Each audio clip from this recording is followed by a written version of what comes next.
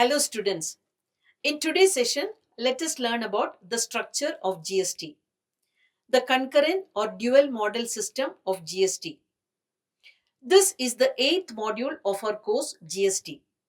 Now, what is the meaning of concurrent or dual structure of GST?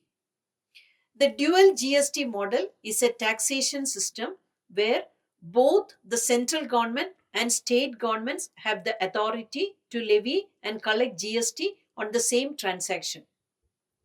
This ensures a shared taxation framework allowing both levels of government to function independently while maintaining a unified tax structure. I hope you know that earlier the indirect taxes in our country were charged separately by the center and state governments. But with the implementation of GST in our country, this structure is changed and both the central and state governments have the power to levy and collect indirect taxes. This is made possible through changes in the constitution and by amending certain provisions. Let us learn about the structure of GST in detail. Now, let me tell you the topics I will cover in this video. The five topics are meaning of dual GST model, structure of dual GST model, objectives of the dual GST model, advantages of the dual GST model, and the limitations of the dual GST model are covered in this module. Dual GST is also known as concurrent GST. We know that GST is a value added tax levied on most goods and services sold in our country for domestic consumption. Though GST is paid by the consumers, it is remitted to the government by the businesses selling the goods and providing services. France was the first country to implement GST in 1954. After that, about 160 countries have adopted GST for indirect taxes in one form or other. In this module, we will look at the dual or concurrent GST model adopted in our country. Are you ready to know about it? There are four types of GST implemented by different countries according to their specific requirements.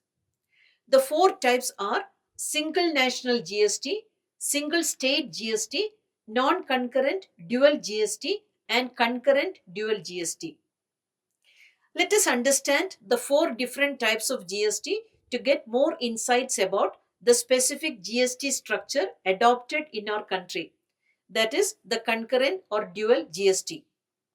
First is the single national GST model, wherein the central and state governments combine their levies in the form of a single GST along with appropriate revenue sharing arrangements between the center and state governments.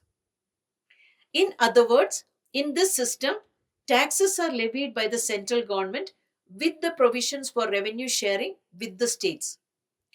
This model will help in building a single market in the country. Australia has adopted this model of GST. The second model is the single state GST, where GST is levied by the state and the central government will give up its right to collect GST.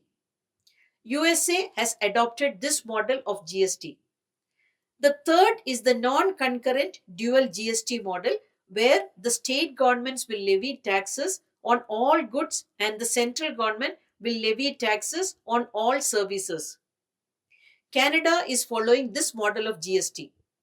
The fourth and the last model is the dual or concurrent model for GST, which our country has adopted.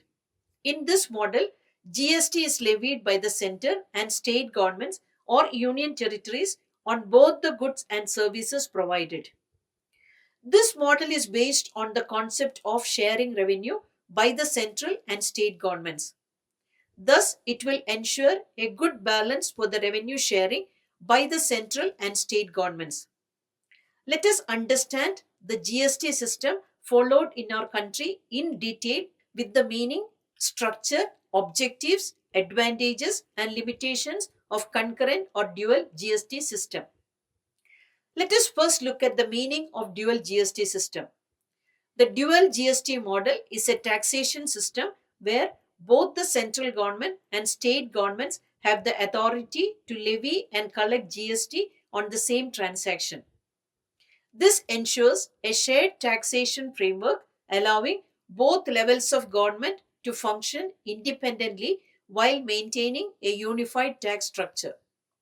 For example, if I go to a restaurant in Bangalore for food, in my restaurant bill, GST will be divided equally between the central government and Karnataka government. Thus, there is a provision in our GST model for intrastate transactions where the revenue is divided between the central government and state governments or union territories respectively.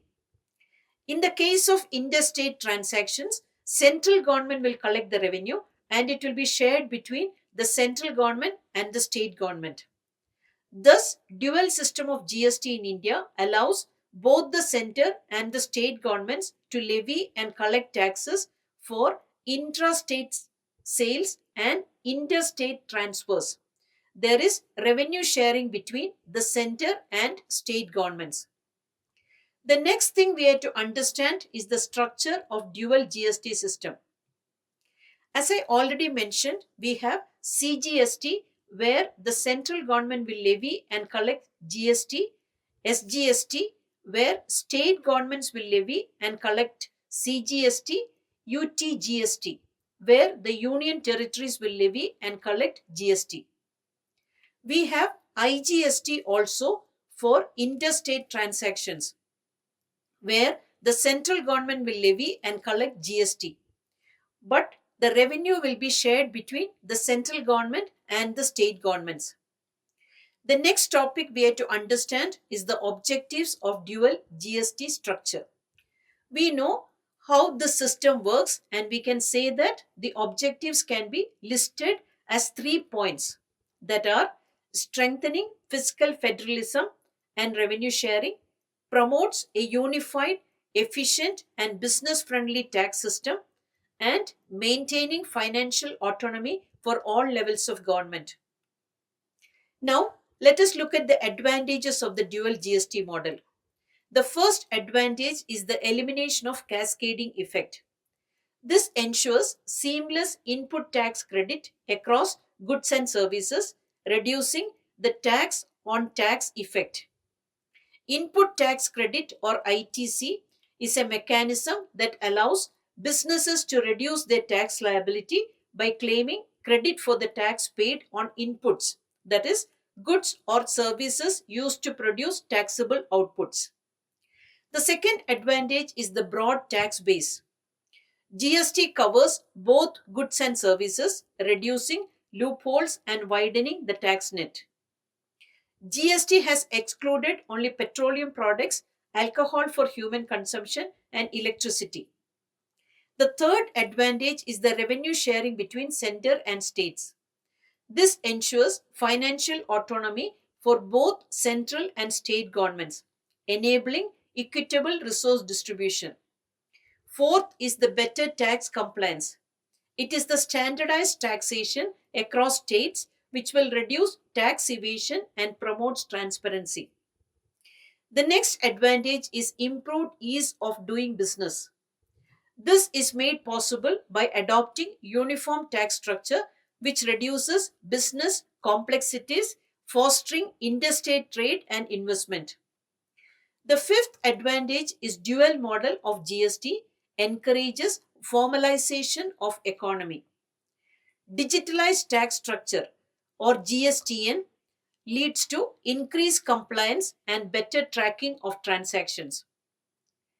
Tax evasion is not easy as GST is working on a thorough, structured and transparent system. The next advantage of GST enhances competitive pricing. Reduced cost of production benefits consumers with lower prices. Again, another advantage we can say for GST is the uniform tax rates and procedures. This will remove disparities among states and ensures a common tax structure. Now, let us come to the last topic of our discussion in this module, that is the limitations of dual GST model. The first limitation is that the complex compliance requirements.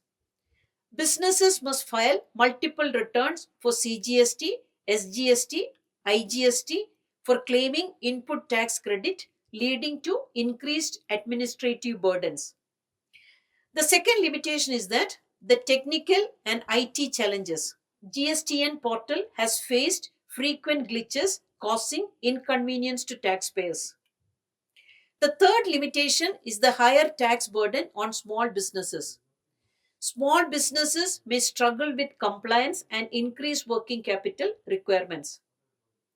The fourth limitation is the multiple tax jurisdictions. Taxpayers have to deal with both central and state authorities, leading to possible disputes and delays. Moreover, still the revenue sharing between the central government and state governments is a concern in our country. The next limitation is the exclusion of certain sectors from the GST. Still, the state governments have the power to levy and collect indirect tax for petroleum products and alcohol for human consumption. This reduces the effectiveness of GST. The next limitation is the frequent changes in the GST rates. This constant amendment leads to confusion and compliance difficulties for businesses. The last two limitations of dual GST model are revenue loss for some states. The GST Compensation Act 2017 assured states compensation for revenue loss for 5 years from 2017 to 2022. But after 2022, states have faced financial challenges without guaranteed compensation.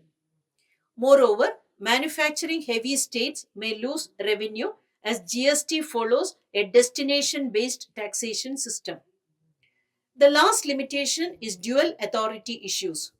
Both central and state governments have control over GST, leading to overlapping jurisdictions and complications in tax administration. I hope you got a good insight on the topic structure of GST, the concurrent or dual model. Thank you for your patient listening. Happy learning. Until we meet with the next module. Thank you.